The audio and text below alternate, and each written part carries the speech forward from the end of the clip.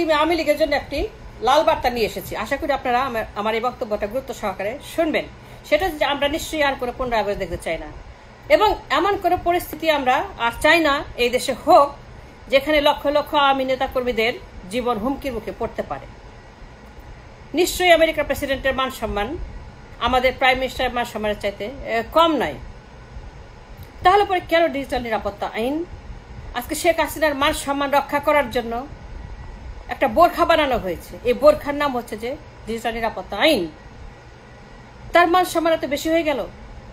10 বছরের কিশোরকে জেল খাটতে হবে, তার কার্টুন আঁকলে পরে জেল খাটতে হবে, তার নিন্দা করলে পরে জেল খাটতে হবে। কেন? তিনি কি ঈশ্বরের চাইতে বেশি সম্মানীয়? তিনি কি ঈশ্বরের চাইতে বেশি সম্মানীয়? আজকে আমেরিকার প্রেসিডেন্ট যে ভাষায় তাকে গালিগালাজ করা হয়, ডোনাল্ড ট্রাম্পকে যেভাবে জুতাপেটা করা হচ্ছে তার স্ট্যাচুতে, ডোনাল্ড ট্রাম্পকে দেখেন না? সোশ্যাল মিডিয়াতে দেখেন না? তার বিরুদ্ধে যে পরিমাণ বই লেখা হচ্ছে, প্রায় 1 ডজন টেলিভিশন দিনরাত তাকে গালিগালাজ করছে।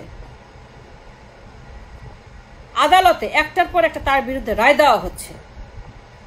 কই, তিনি তো কারো বিরুদ্ধে কালো আইন প্রয়োগ করেন না।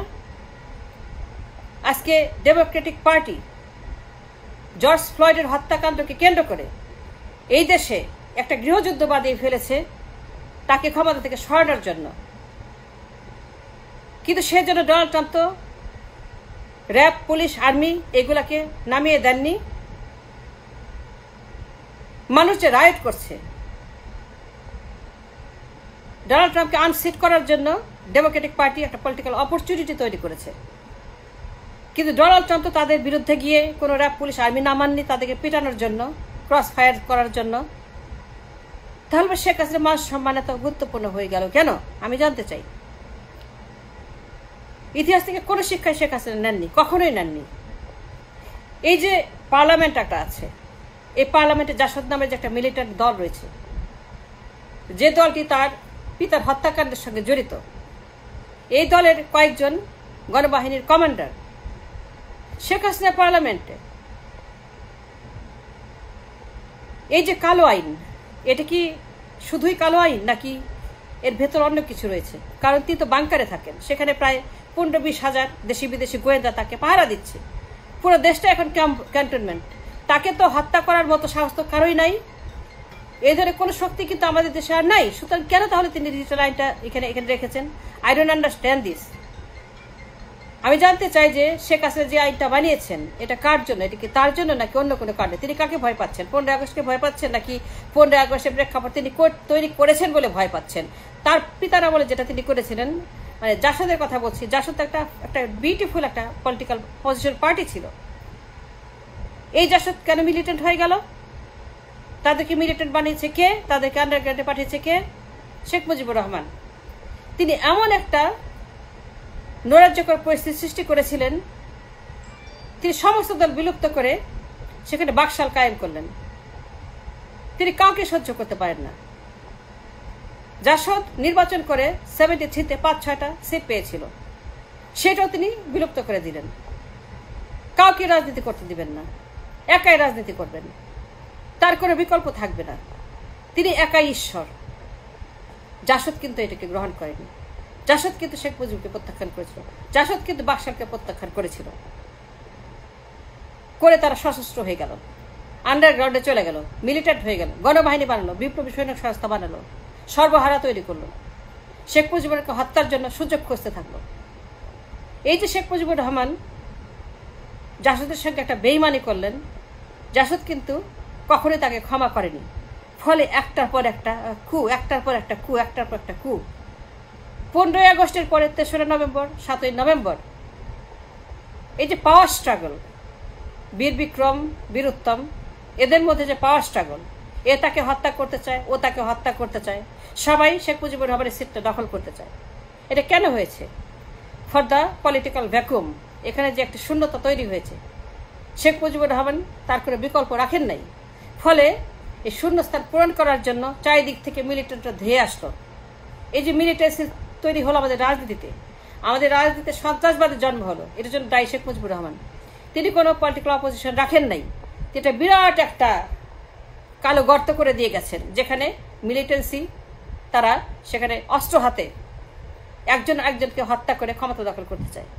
3রা নভেম্বরের হত্যাকাণ্ড যেটা দেখেন, 3রা নভেম্বরে যেটা ঘটলো, ব্রিগেডিয়ার খালেদ মোশাররফ তিনি জেল হত্যার জন্য একটা প্রেক্ষাপট তৈরি করলেন, মোস্তাকের সঙ্গে একটা আন্ডারস্ট্যান্ডিং করে জেল হত্যা করালেন, করে শেখ মুজিবুর রহমানের খুনিদেরকে একটা হেলিকপ্টারে করে তার দুলাভাইকে দিয়ে পাইলট পাঠিয়ে দিলেন থাইল্যান্ডে। তারপরে তিনি সেনাপতি হলেন, জিয়াউর রহমানকে বন্দী করলেন। এই যে পাওয়ার স্ট্রাগল, এটা কেন হয়েছে? Because of the vacuum Sheikh Mujibur Rahman created. তিনি কোনো বিকল্প রাখেন নাই। রাজনীতিতে বিকল্প থাকবে না, এটা ইম্পসিবল।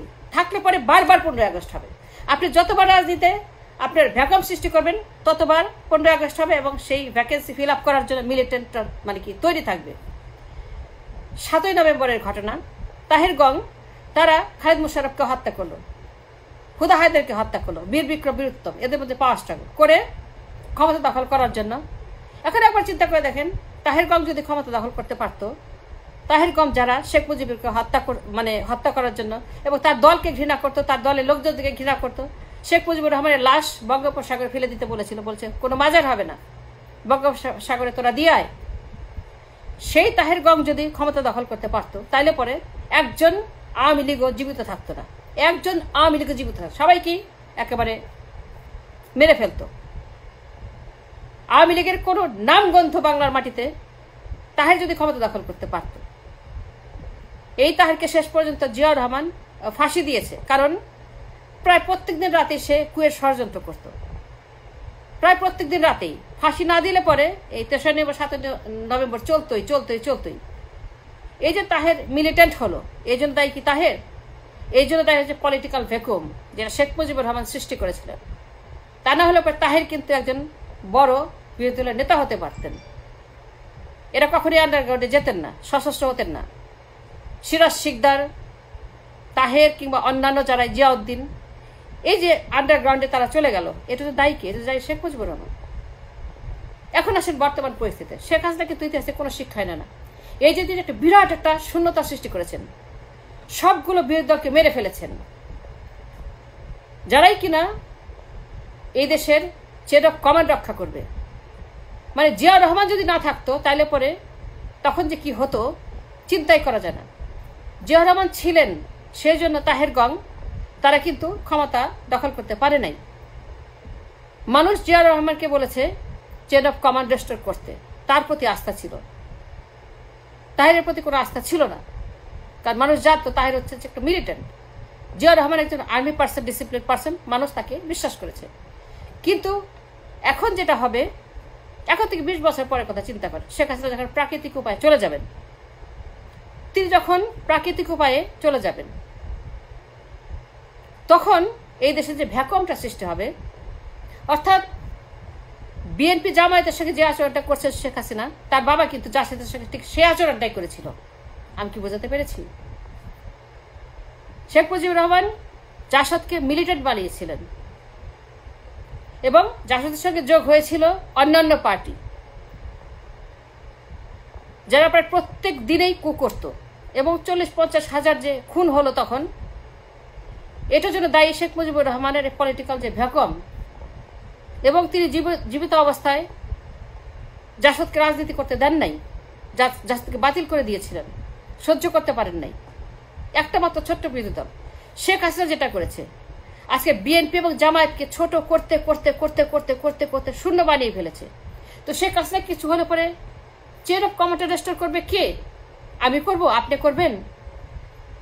এই দেশে তো আর কোনো জিয়াউর রহমান জন্মাবে না, এই দেশে তো আর কোনো জিয়াউর রহমানকে পাওয়া যাবে না।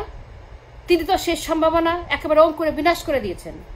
তো তিনি যখন থাকবেন না, তখন যে ভ্যাকুয়ামটা তৈরি হবে, আমি বলছি যে জেএসডি যেটা করেছিল, সর্বহারা যেটা করেছিল, গণবাহিনী যেটা করেছিল, বিপ্লবী সৈনিক সংস্থা যেটা করেছিল, মানে শেখ হাসিনা যখন থাকবেন না, তখন এই যে তার কোনো বিকল্প নাই, তার যে কোনো বিকল্প নাই, একেবারে পুরোপুরি একটা এত বড় একটা রাজনৈতিক মাঠ, 18 কোটি মানুষ, প্রায় 9 কোটি 10 কোটির মতো ভোটার, কোনো বিকল্প নাই। তখন এই ভ্যাকুয়াম ফিল আপ করার জন্য সমস্ত মিলিটেন্ট গ্রুপ তারা যখন অস্ত্র হাতে তুলে নিয়ে হত্যা করতে শুরু করবে, তখন চেইন অফ কমান্ড রক্ষা করবে কে? জিয়া রহমানকে পাবেন আর পাবেন না। এটা হচ্ছে বাস্তবতা। শেখ হাসিনার পরিবার যদি ক্ষমতা দখল করে, মানুষ সেটা সহ্য করবে না। ক্রিয়া প্রতিক্রিয়ার সমান। আর্মি যদি ক্ষমতা দখল করে, মানুষ সেটা গ্রহণ করবে না, অ্যাবসলিউটলি না। বিদেশিরাও আর্মিকে সমর্থন দিবে না। তখন যে পলিটিক্যাল ভ্যাকুয়ামটা সৃষ্টি হবে, যারা এখন আন্ডারগ্রাউন্ডে আছে, কে আছে আমরা জানি না, আমরা জানি না যে কার মানে কি আছে। এখন ডিজিটাল নিরাপত্তা আইনটা কেন? সেটা কি শুধুই 10 বছরের একটা ছেলেকে কাটে রাখার জন্য, নাকি তিনি অন্য কিছুকে ভয় পাচ্ছেন? তিনি যেখানে থাকে সেখানে তার ভয়। তিনি তো অলরেডি বাংকারে ঢুকে গেছেন। এখন শেখ মুজিবুর রহমানের জন্য কোনো বাংকার ছিল না, তিনি ছিল অরক্ষিত। কিন্তু শেখ হাসিনা তো সুরক্ষিত, তার তো কোনো 15 আগস্টের ভয় নাই। কিন্তু তাহলে তারপরে তিনি কেন ডিজিটাল কালো আইনটা করলেন? তিনি কাকে ভয় করছেন? এই যে 10 বছরের ছেলে, একজন শিক্ষক, একজন চায়ের দোকান, একটা কার্ড রাখার জন্য, একটা ফেসবুকে স্ট্যাটাস দেওয়ার জন্য তাদেরকে গ্রেপ্তার করা হচ্ছে, ডিজিটাল আইনে মামলা দেওয়া হচ্ছে। আমাদের ফেসবুক, আমাদের ইউটিউব আন্ডার অ্যাটাক। শেখ হাসিনার নাকি মান সম্মান হানি হয়। তার মান সম্মান এত বড় হয়ে গেল যে ফেসবুক এবং ইউটিউবের মতো একটা ছোট্ট প্ল্যাটফর্মের উপর তাকে ডিপেন্ড করতে হয়, তাকে সম্মান দেওয়ার জন্য, ইজ্জত দেওয়ার জন্য। একটা ফেসবুক, একটা ইউটিউব, এইটার উপর তাকে নির্ভর করতে হচ্ছে তার মান সম্মানের জন্য। তাহলে পরে আমেরিকার প্রেসিডেন্টের কি হইল? তাকে জুতা পেটা করা হচ্ছে তার স্ট্যাচুতে, এটা তো তার দেখছে, কিন্তু তারা তো কোনো কিছু করতেছে না। তো শেখ হাসিনা আমাদের ফেসবুক, আমাদের ইউটিউবকে ভয় পায় কেন? বারবার কেন আমার চ্যানেলগুলোকে ডিলিট করে দিচ্ছে, ডিসেবল করে দিচ্ছে? আমি বলছি আজকে জামায়াত এবং বিএনপির সঙ্গে যে ব্যবহারটা করছে শেখ হাসিনা, যে ধরনের একটা পলিটিক্যাল ভ্যাকুয়াম সৃষ্টি করেছে, কোনো বিকল্প রাখে নাই। জামায়াতকে বাতিল করে দিয়েছে, বিএনপিকে বাতিল করে দিয়েছে, সংসদে এদের কোনো সিটই নাই, 6টা। এই 6টা সিট বাকশালের আমলে বিলুপ্ত করে দিয়েছিল শেখ মুজিবুর রহমান জাসদে। It's all over the same thing happening. আমি কি বোঝাতে পেরেছি আপনাদেরকে? এখন আমার প্রশ্ন হচ্ছে যে শেখ হাসিনা 15-20 বছর পরে যখন প্রাকৃতিক উপায়ে চলে যাবেন, তখন যে ভ্যাকুয়ামটা সৃষ্টি হবে, আপনি তো চেইন অফ কমান্ড রক্ষা করার জন্য কোনো জিয়া রহমানকে খুঁজে পাবেন না। তখন কি হবে? তখন গৃহযুদ্ধ হবে, তখন ফরেন ইনভেশন হবে, যেটা জিয়া রহমান আমাদেরকে যেখান থেকে বাঁচিয়ে এনেছেন। ফরেন ইনভেশন হয় নাই, গৃহযুদ্ধ হয় নাই, জিয়া রহমান সেটাকে প্রতিরোধ করেছিলেন। এখন তো নাই। এখন তো চীন, রাশিয়া, ইন্ডিয়া, তাদের ইনভেস্টমেন্ট আছে, তাদের ইন্টারেস্ট আছে, তাদের লোভ লালসা রয়েছে বাংলাদেশটাকে দখল করার জন্য। তখন তারা এখানে বোমা ফেলতে শুরু করবে। শেখ হাসিনার তো কোনো বিকল্প নাই এই দেশে। শেখ হাসিনা সবাইকে মেরে ফেলেছেন তার বাবার মতো, কোনো বিকল্পই রাখেন নাই। তার বাবা বাকশাল করেছিল, তিনি বানিয়েছেন নকশাল। নকশাল আর বাকশাল মিলে এই যে আমাদের যে শাল একটা আমাদেরকে দেওয়া হচ্ছে, এই বিশাল শাল, এখান থেকে আমাদেরকে রক্ষা করবে কে? আপনি করবেন? আমি করব? তখন যে সমস্ত কর্নেল তাহেররা আন্ডারগ্রাউন্ড থেকে উঠে আসতে শুরু করবে একটা একটা করে, তখন যখন যে শেখ হাসিনা থাকবেন না, তখন যারা কিনা militant group, doctor Martin Luther King বলেছেন, riot is the voices of the unheard. Doctor Martin Luther King বলেছেন, riot is the voices of the unheard. আপনি যাদেরকে নির্যাতন করবেন, তারা দাঙ্গা হাঙ্গামা করে সেটার জবাব দিবে। তখন যখন শেখ হাসিনা থাকবেন না, কর্নেল তাহেররা যখন আন্ডারগ্রাউন্ড থেকে একটার পর একটা আত্মপ্রকাশ করতে শুরু করবেন, যেটা হয়েছিল একবার, এইভাবেই আমাদের রাজনীতিতে সন্ত্রাসবাদ ঢুকে গেছে। এইবার আরো সেটা ভয়ঙ্কর হবে। মন্ত্রী এমপিরা পালিয়ে যাবেন বেগম পাড়াতে, সেখানে তারা তাদের ভাগ্য, তাদের ডেস্টিনি সুরক্ষিত করে এসেছেন। এখান থেকে টাকা চুরি করে বেগম পাড়াতে তারা বাড়ি ঘর, ইনভেস্টমেন্ট, তাদের সবকিছুই কিন্তু তারা তৈরি করেছেন। তাদের ছেলে মেয়ে নাতি পুতি সবাই নিরাপদ। কিন্তু আপনারা যারা নেতাকর্মী, যাদের বেগম পাড়া নাই, যাদের আমেরিকার পাসপোর্ট নাই, কানাডার পাসপোর্ট নাই, গ্রিন কার্ড নাই, আপনি তো এই দেশে থাকবেন। তখন কর্নেল তাহেররা যখন আপনাদেরকে জবাই করতে শুরু করবে, আপনাদেরকে হত্যা করতে শুরু করবে, যেটা হয়েছিল 3রা নভেম্বর, 7ই নভেম্বর। আমি বলছি এইগুলাকে প্রতিরোধ করার মতো কোনো জিয়াউর রহমান এইবারে খুঁজে পাবেন না। এরা কিন্তু তখন আপনাদেরকে প্রতিশোধ দিতে শুরু করবে। ওরা তো পালিয়ে যাবে, ওদেরকে আর খুঁজেও পাবেন না। কিন্তু তখন যে ভ্যাকুয়ামটা সৃষ্টি হবে, আওয়ামী লীগের লক্ষ লক্ষ নেতাকর্মীর জীবন তখন হুমকির মুখে। আওয়ামী লীগের লক্ষ লক্ষ নেতাকর্মীর জীবন হুমকির মুখে। তখন আপনারা কি করবেন? আপনি, আপনার ছেলে, আপনার নাতি, আপনার পুতি, সবাই কিন্তু আপনারা ঝুঁকির মুখে ফেলে দিয়েছেন। আপনারা ভবিষ্যৎ চিন্তা করছেন, আপনারা শুধু বর্তমান নিয়ে চিন্তা করছেন। কিন্তু শেখ হাসিনা তো, তার তো বয়স হয়েছে, 75 বছর বয়স।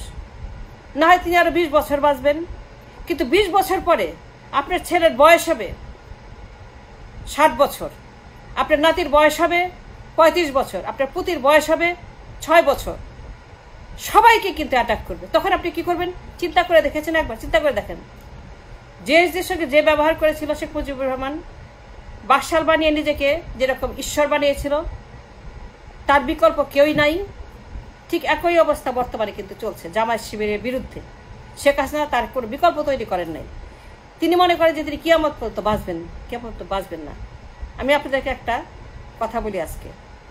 সে কথাটা হচ্ছে যে, একবার চিন্তা করেন, শেখ হাসিনা কিন্তু বয়স হয়েছে, তিনি কিন্তু 20 বছর পরে আর থাকবেন না। তখন আপনাদের কি হবে? তখন আপনাদের কি হবে? একবার চিন্তা করে দেখেন, তখন আপনাদের হবেটা কি?